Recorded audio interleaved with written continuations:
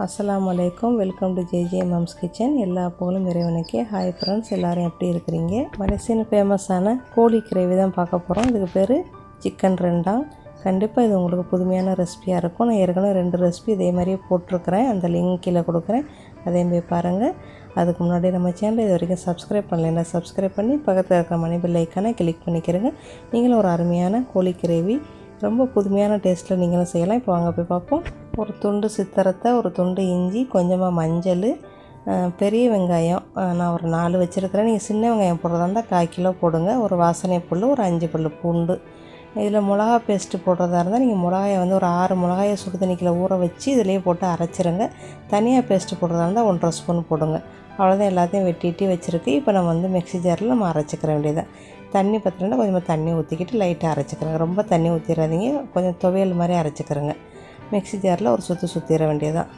அவ்வளோதான், அது அரைப்பட்டுருச்சு. இதுதான் நம்மளோட மசாலா, நம்ம கோழி கிரேவிக்குள்ள மசாலா. இப்போ நம்ம தேங்காய் பூ பொரியல் நம்ம வந்து அதே இன்னொரு மிக்சியில் போட்டு நம்ம பொடி பண்ணிக்கிற வேண்டியதான். இப்போ வாங்க தேங்காய் பூ பொரியல் நம்ம எப்படி செய்யலாம்னு வாங்க பார்ப்போம். தேங்காய் பூ எடுத்து வச்சுக்கிறேங்க. வெறும் சட்டி, எண்ணெயெல்லாம் ஊற்ற வேணாம். இப்போ ஒரு 5 ஸ்பூனு 6 ஸ்பூனு தேங்காய் பூ எடுத்து வச்சுக்கிறேங்க. ஒரு இல்லைன்னா பாதி மூடி தேங்காய் பூ எடுத்து வச்சுக்கிறேங்க. கொஞ்சம் அரை வேக்காடை நல்லா தண்ணியெலாம் வற்றி பொரிஞ்ச பிறகு, தேங்காய் வறுபட்ட பிறகு, அதுக்கப்புறம் என்ன செய்யுங்க, தேங்காய் எண்ணெயை வந்து ஒரு 2லேருந்து 3 ஸ்பூன் தேங்காய் எண்ணெயை ஊற்றி நல்லா ப்ரௌன் கலரில் வந்த பிறகு அடுப்பு அடைச்சிருங்க. இப்போ நம்ம வந்து அடுப்பு அடைச்சிடணும். ஆறின பிறகு மிக்சியில் சுற்றிக்கிறோங்க. ரெடி பண்ணியாச்சு. தேங்காய் பூ வறுத்தது அரைச்சாச்சு, தேங்காய் பால் எடுத்தாச்சு, வெங்காயம் இதெல்லாம் அரைச்சி வச்சது, சில்லி பேஸ்ட்டு, உப்பு, தேங்காய் எண்ணெய், மஞ்சள் இலை, நார்த்தன் இலை, வாசனை புல், அப்புறம் புளிச்சங்காய், கோழி வேணும் சரியா. புளிச்சங்காய் இல்லைன்னா புளியை கரைச்சி வச்சுக்கிறேங்க. கொஞ்சமாக ஊற்றுங்க.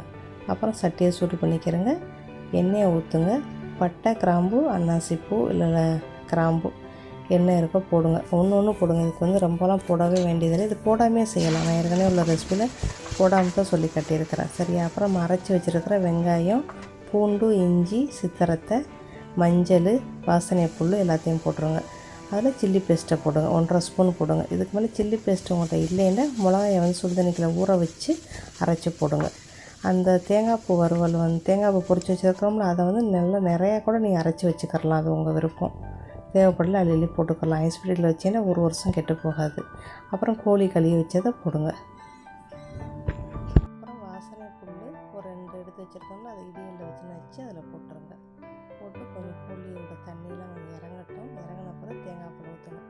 திக்கு தேங்காய் பால் 200 மில்லி, தண்ணி வந்து 200 மில்லி, 400 மில்லி இந்த கோழிக்கு போதும். அதுவே நாட்டுக்கோழியாக இருந்தால் நீங்கள் வந்து 600 மில்லியிலேருந்து 800 மில்லி வரைக்கும் ஊற்றணும். அப்படின்னா நீங்கள் என்ன செய்யணும், தேங்காய் பால் வந்து 400, தண்ணி வந்து 400 போடணும் சரியா. நல்லா மீண்டு வேகணும். அதனால் தேங்காய் பாலை போட்டு கொஞ்ச நேரம் மூடி வைங்க. 2-3 தடவை திறந்து கிண்டி விடுங்க. அதில் திக்னஸ் வந்த பிறகு தான் நம்ம வந்து தேங்காய் பூ வறுத்ததை போட்டு மஞ்சளையை போட்டு அடைச்சிடறோம். அவ்வளோதான். அது வெந்துக்கிட்டு இருக்கிற நேரம் நம்ம நெய் சோத்தை போட்ட வேண்டியதுமா. வெங்காயம், பட்டை, கிராம்பு, அன்னாசி பூ, அரிசியை கொஞ்ச நேரம் ஊற வைங்க, பிரியாணி அரிசியை. அப்புறம் அதில் வந்து போட்டு நல்லா வறுத்துட்டு அரிசி எண்ணெயில் பண்டான இலை, வாசனை புல், கொஞ்சமாக தண்ணி பால் இல்லைன்னா கொஞ்சமாக தேங்காய் பால், தண்ணி, தக்காளி, இஞ்சி, பூண்டு எல்லாத்தையும் போட்டு வேக வச்சுருங்க. முடிஞ்சிருச்சு. அப்புறம் கிஸ்மிஸ் வேண்டாம் போடுங்க. நெய் சோறு எத்தனையோ வகையில் செய்யலாம். 1 ஸ்பூனு நம்மளோட காரம் மசாலா போட்டால் அது வேறு டேஸ்ட்டாக இருக்கும். 1 ஸ்பூன் நம்ம இறைச்சி தூள் போட்டாலும் அது வேறு டேஸ்ட்டாக இருக்கும்.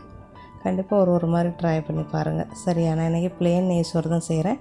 அதுக்கடல கோழியும் வெந்துருச்சு. அவ்வளோ நல்லா திக்னஸ் வந்துருச்சு. ஒரு 3 தடவை நான் கிண்டி விட்டேன். திக்னஸ் போதும், அவ்வளோதான். இதுக்கப்புறம் நம்ம வந்து தேங்காய் பூ வறுத்து வச்சுருக்கிறத 3 ஸ்பூன் போடுங்க. 1.5 கிலோ கோழிக்கு வந்து 3 ஸ்பூன் போடுறோம். 1 கிலோவாக இருந்தால் நீங்கள் 2 ஸ்பூன் போடுங்க சரியா. அவ்வளோதான். அதோட அடுப்பை அடைச்சிட்டு நம்ம நார்த்த இலையவும் மஞ்சள் இலையவும் வெட்டி வச்சதை போட்டுருங்க. அவ்வளோதான், முடிஞ்சிருச்சு, ரெடி ஆயிடுச்சு. இது ரொம்ப நல்லா இருக்கிறது என்னத்துக்குன்னா தேங்காய் சோறு நெய் சோத்துக்கு ரொம்ப நல்லாயிருக்கும். இன்னும் ரொம்ப சூப்பராக இருக்கும்னா வெள்ளை கவுனி அரிசியில் வந்து மஞ்சள் சோறு ஒன்று செய்வோம். அதுக்கு ரொம்ப நல்லாயிருக்கும். அப்புறம் வந்து வெள்ளை கவுனி அரிசியை வந்து இந்த ஊரில் வந்து மூங்கிலில் அவிச்சு இது பண்ணுவாங்க, லிம்பாங்கன்னு தருவாங்க. அது ரொம்ப அட்டகாசமாக இருக்கும். அதுக்கு சாப்பிட்டா இது கண்டிப்பாக நீங்களும் உங்கள் வீட்டில் இருக்கிற பொருளை வச்சே கண்டிப்பாக இந்த மாதிரி கோழி கிரேவி, மலேசியன் கோழி கிரேவி கண்டிப்பாக நீங்கள் செஞ்சு பாருங்கள். நம்மளால் முடியாது எதுவுமே இல்லை. நம்ம வீட்டில் இருக்கிற பொருளை வச்சு நீங்கள் அருமையாக செஞ்சிடலாம். என் சேனல் இது வரைக்கும் நீங்கள் சப்ஸ்கிரைப் பண்ணலைன்னா சப்ஸ்கிரைப் பண்ணுங்கள். இன்னும் நிறையா மலேசியன் ரெசிபிகள் நான் போட்டிருக்கிறேன். கண்டிப்பாக நீங்கள் போய் பார்த்து நீங்களும் புது புது விதமான ரெசிபிகளை செய்யுங்க. எல்லா வேலையும் முடிகிறதுக்கு 30 நிமிஷம் கூட ஆகலை. வெறும் 25 நிமிஷத்துலேயே நான் எல்லா வேலையுமே முடிச்சிட்டேன். நம்ம வந்து வெஜ்ஜு எதுவுமே செய்யவே இல்லை. வேண்டாம் வெள்ளரிக்காய் பரட்டி வச்சுக்கிறோங்க. இதுக்கு சோறு ரெடி ஆகிடுச்சு, கோழி ரெடி ஆகிடுச்சு. இல்லை மயோனீஸில் வந்து பழத்தை போட்டு வச்சுக்கிறோங்க. நாங்கள் வந்து எதுவுமே செய்யலை. இதை மட்டும் தான் வச்சு சாப்பிட போகிறோம். இதை மட்டும் வச்சு சாப்பிட்டாலே ரொம்ப நல்லாயிருக்கும். அடுப்பு எல்லாம் க்ளீனாக ஆகிடுச்சு. ஒரு சின்ன ஒரு டிப்ஸு, நம்ம எப்போவுமே வந்து பேசன் உள்ளுக்கு பாத்திரங்களை வந்து நிறையா குமிச்சு வைக்கக்கூடாது. அது நம்மளுக்கு வேலை தான் அதிகமாக இருக்கும். அப்பப்போ கழுவிட்டோம்னா நம்மளுக்கு அடுப்பு நல்லா நீட்டாக இருக்கும், க்ளீனாக இருக்கும். அவ்வளோதான், நம்மளுக்கு கோழி கிரேவியும் ரெடி ஆகிடுச்சு, சோறும் ரெடி ஆகிடுச்சு. இன்னொரு நல்ல பதிவில் சந்திக்கிறேன் ஃப்ரெண்ட்ஸ். தேங்க்யூ ஃபார் வாட்சிங். இது வரைக்கும் நம்ம சேனலை சப்ஸ்கிரைப் பண்ணலாம், சப்ஸ்கிரைப் பண்ணி பக்கத்தில் இருக்கிற மணி பெல் ஐக்கானை கிளிக் பண்ணிக்கிறேன். Hi guys, thank you for watching JJ Mom's Kitchen. Bye, see you soon.